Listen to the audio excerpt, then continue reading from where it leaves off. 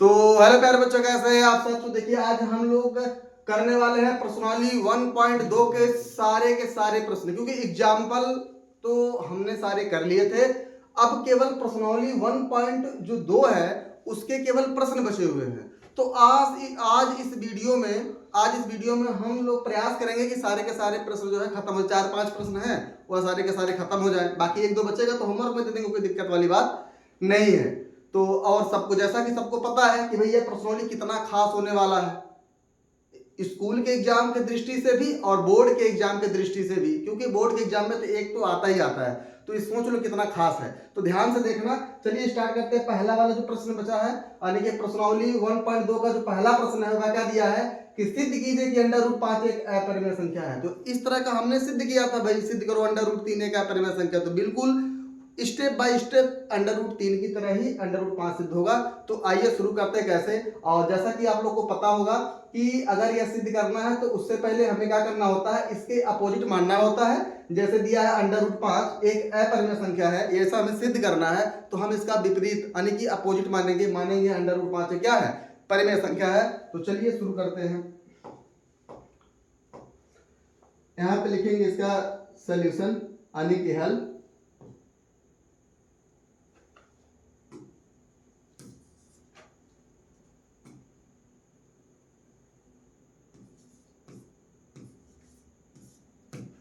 हल शुरू करने के बाद हम लोग क्या करेंगे, माना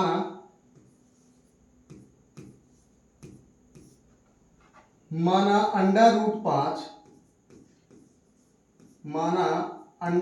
5 एक परिमेय संख्या है, जैसा कि हमने बताया ही था। माना अंडर रूट 5 एक क्या है, परिमेय संख्या है। और अगर यह परिमेय संख्या है तो यह परिमेय संख्या पी बटे क्यू के बराबर होगा। और अंडर रूट 5 बराबर हो जाएगा पी बटे क्यू के। अब बटे एक करके आप एलसीएम ले लो। और उससे पहले आप ब्रैकेट में लिख दो भाई इसके बारे में कि जहां पी व क्यू क्या है, सह अभाज्य, पी और क्यू सहभाज्य संख्याएं हैं भाई।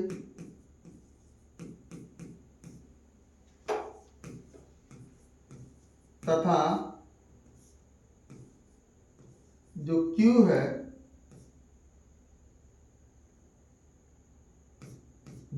वह 0 के बराबर नहीं है। ऐसा तो हम लोग हर प्रश्न में करते हैं। अब इसके बाद आराम से इनका भाई क्रॉस गुणा कर लो।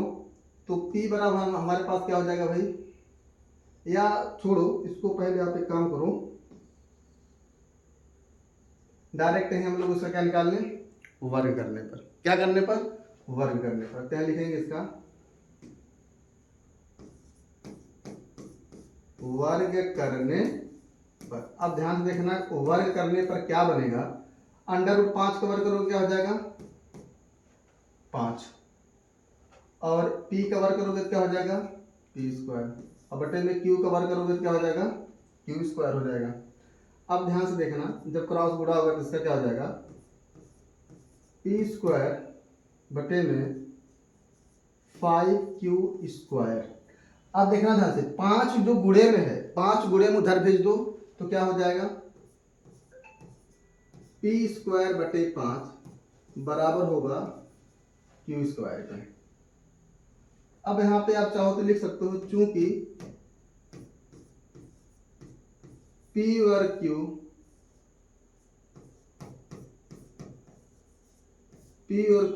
क्या है, पूर्णांक है। p और q क्या है, पूर्णांक है। इसलिए क्या हो जाएगा, इसलिए हो जाएगा p स्क्वायर व q स्क्वायर भी क्या होगा, पूर्णांक होगा। अगर भाई p और q पूर्णांक है तो p स्क्वायर व q स्क्वायर भी क्या होगा, पूर्णांक होगा। अब उसके बाद अगर p स्क्वायर और q स्क्वायर पूर्णांक होगा,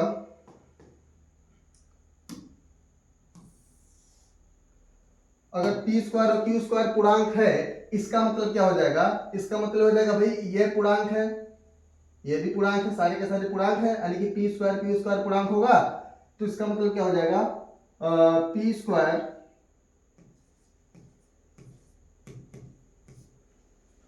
अतः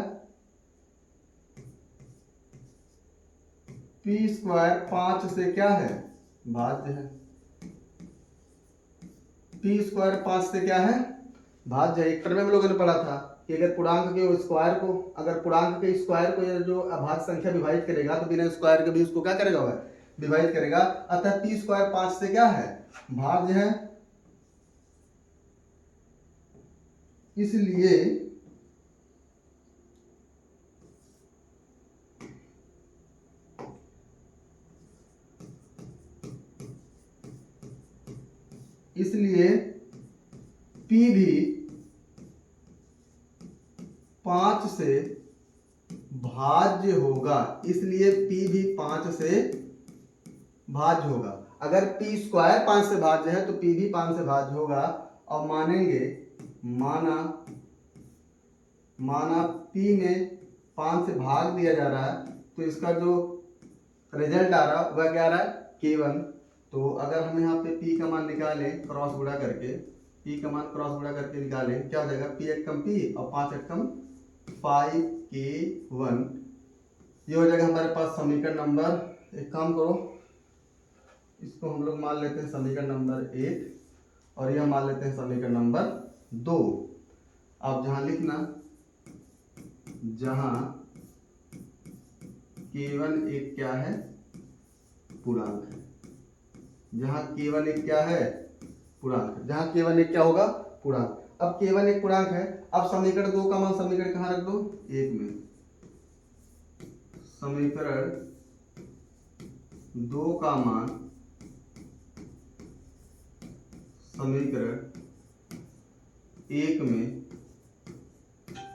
रखने पर, अब समीकरण 2 का मान समीकरण नंबर 1 में रखेंगे तो क्या बनेगा, ध्यान से देखना। समीकरण 2 का मान समीकरण 1 में जब रखा जाएगा तो ध्यान से देखिए क्या बनेगा। 2 का मान, P का मान क्या रखना है, 5K1। तो यहाँ पे P का मान क्या रखना है, तो रखना है 5K1 का स्क्वायर बटे में क्या है 5, बराबर में क्या है हमारे पास Q स्क्वायर। अब ध्यान से देखना, 5 का वर्ग करेंगे कितना हो जाएगा 25, और K1 का वर्ग करेंगे K1 स्क्वायर, और बटे में कितना हो जाएगा 5, बराबर में क्या बचेगा आपका Q स्क्वायर।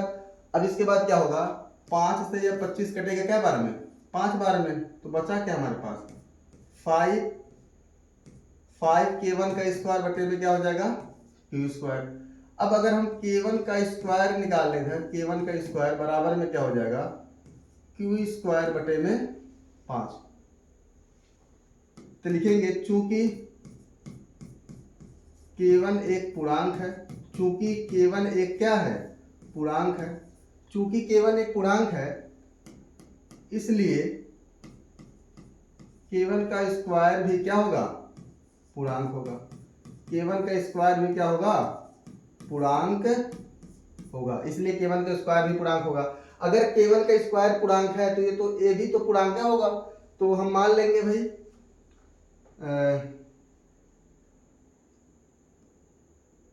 चूंकि ये चूंकि का साइन नहीं है इसलिए हो गया है, बेटा उसको लिखेंगे चूंकि Q स्क्वायर 5 से क्या है, भाज्य है, अतः Q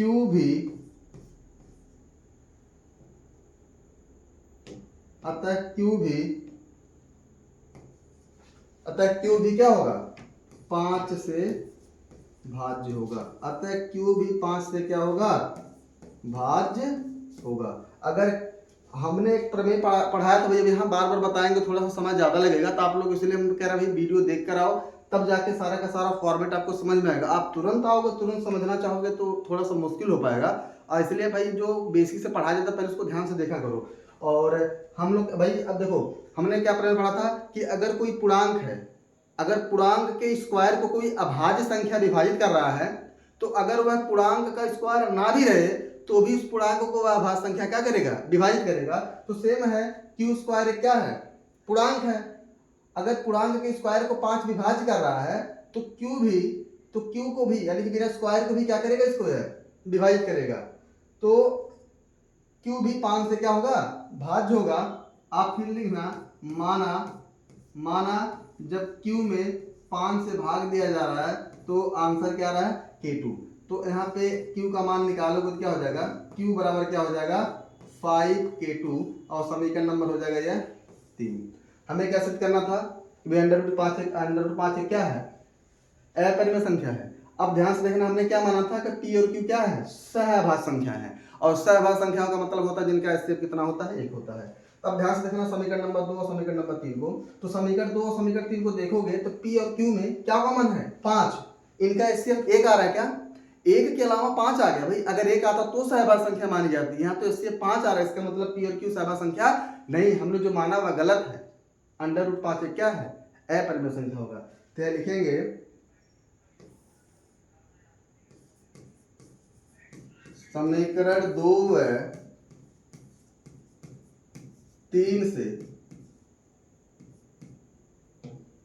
समीकरण 2 व 3 से, समीकरण 2 व 3 से स्पष्ट है कि, समीकरण 2 व 3 से स्पष्ट है कि P और Q सहअभाज्य नहीं है, P और Q सहअभाज्य नहीं है। अतः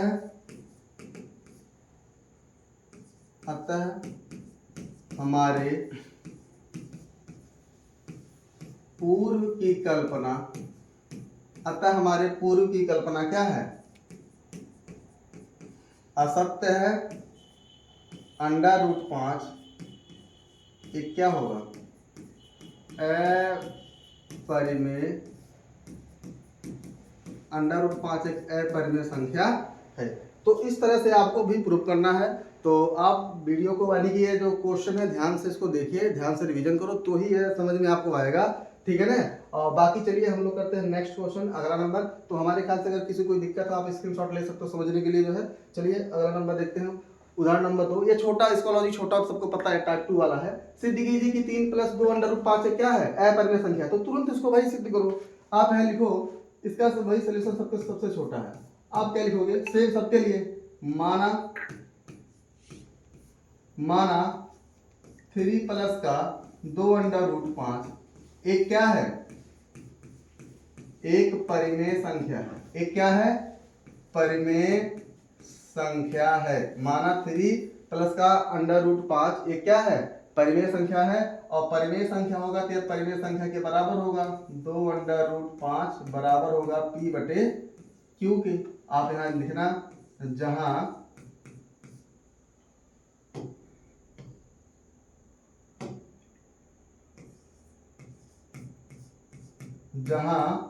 P व Q क्या है, पूर्णांक है। P और Q क्या है, पूर्णांक है। और जो Q है वह 0 के बराबर नहीं है। P और Q पूर्णांक है और Q 0 के बराबर नहीं है। आराम से एक एक करके इधर ले लो। तो यहाँ क्या बचेगा, 2 अंडर रूट 5 बराबर होगा P/Q, और Q 3 प्लस के इधर आएगा तो किसका हो जाएगा, -3। यहाँ हो जाएगा 2 अंडर रूट 5 बराबर होगा Q और एक कैल्शियम कितना हो जाएगा, Q। यहाँ पे क्या बचेगा इसका, P माइनस में 3Q। अब दो किस्में हैं, गुणे में, इधर आएगा तो भाग में हो जाएगा। अब ये लिखेंगे अंडर रूट 5 बराबर होगा P माइनस में 3Q बटे में 2Q। समीकरण नंबर क्या हो जाएगा, यह 1, समीकरण नंबर 1। अब ध्यान से देखना, समीकरण नंबर 1 लिखेंगे,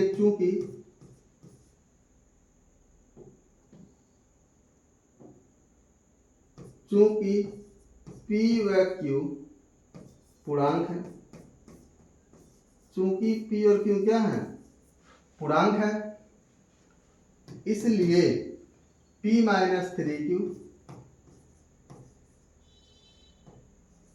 व 2Q भी क्या होगा, पूर्णांक होगा। अगर P और Q पूर्णांक है तो वह भी क्या होगा, पूर्णांक होगा।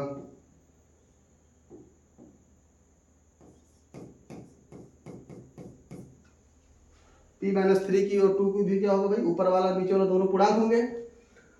हम अतः कह सकते हैं, अतः p माइनस 3q बटे में 2q एक परिमेय संख्या होगी।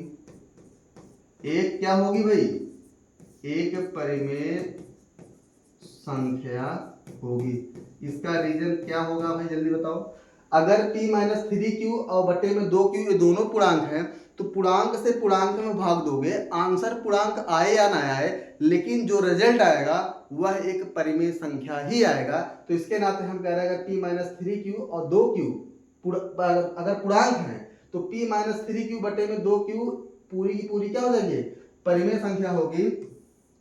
और जो कि क्या है, जो कि समीकरण एक से, जो कि समीकरण एक से क्या है, संभव नहीं है।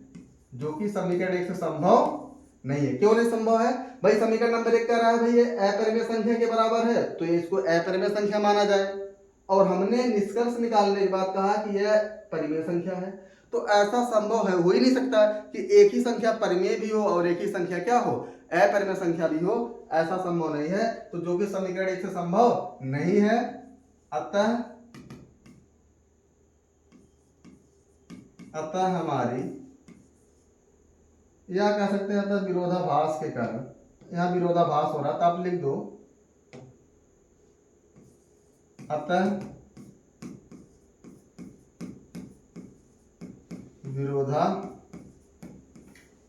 विरोधाभास के कारण हम क्या कह सकते हैं, 3 प्लस का 2 अंडर रूट 5 एक क्या होगी, अपरिमेय संख्या है।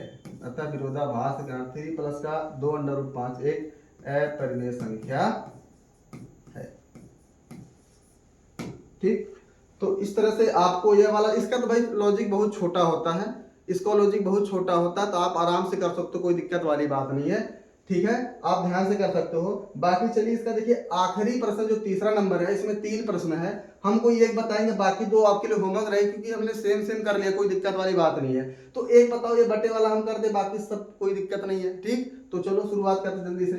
तो यह हो जाएगा आगे की, बाकी 2 होमवर्क रहेंगे, आने की सोल्यूशन करते हैं। तो पहला वाला है, पहला वाला 1 बटे अंडर रूट 2 सिद्ध करना है कि अपरिमेय संख्या है। तो ठीक है, हम लोग मानेंगे, माना 1 बटे अंडर रूट 2, माना 1 बटे अंडर रूट 2 एक क्या है, माना 1 बटे अंडर रूट 2 एक परिमेय संख्या है। भाई माना 1 बटे अंडर रूट 2 एक क्या है, परिमेय संख्या है।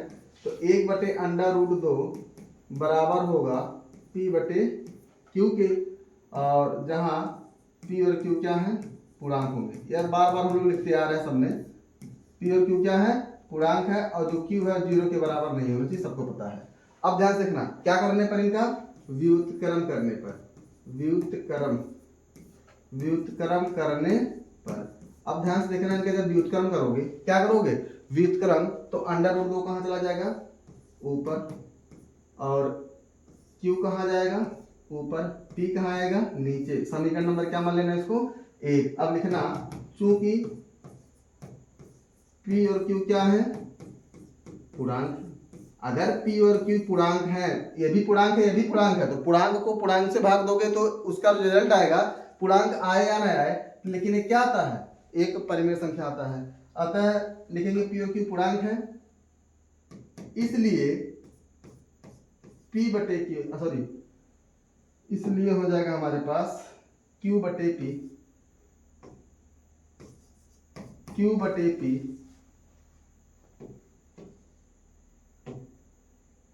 एक क्या है, तब एक परिमेय संख्या होगी, एक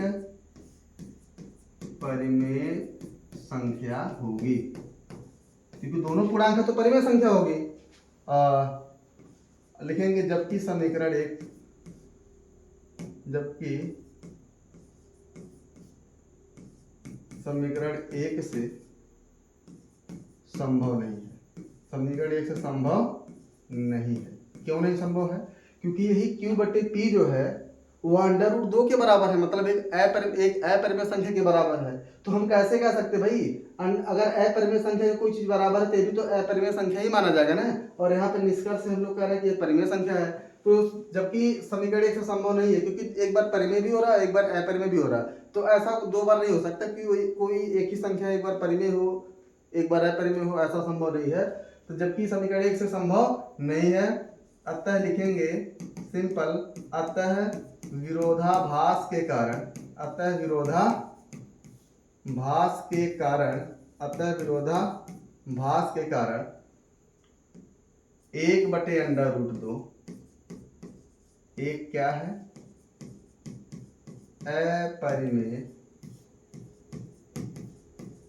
अपरिमेय संख्या है। तो आप बड़े ध्यान से करना इस तरह से। वो छोटे छोटे प्रश्न, ये भी छोटा है ये भी छोटा, कोई दिक्कत वाली बात नहीं। सिंगल रूट वाला केवल बड़ा होता है, बाकी सब दूसरे टाइप में ही आते हैं। तो ये छोटे छोटे प्रश्न आप कर लेना आराम से होमवर्क में। और यह दोनों, ये वाला आपके लिए होमवर्क रहेगा, आप कर लेना। और यह भी आपके लिए क्या रहेगा, HW रहेगा। और ध्यान से कर लेना ताकि कहीं दिक्कत ना हो। और इसी के साथ यह एक्सरसाइज 1.2 पूरी समाप्त होती है। अब अगले वीडियो हम लोग पढ़ने वाले हैं बहुपद के बारे में, जानेंगे, बेसिक से पढ़ेंगे। और एग्जाम की जो दृष्टि से अच्छा होगा वही सारे के सारे क्वेश्चन, इंपॉर्टेंट क्वेश्चन कराएंगे जो है। आप बिल्कुल भी टेंशन मत लेना। और तब तक के लिए बाय।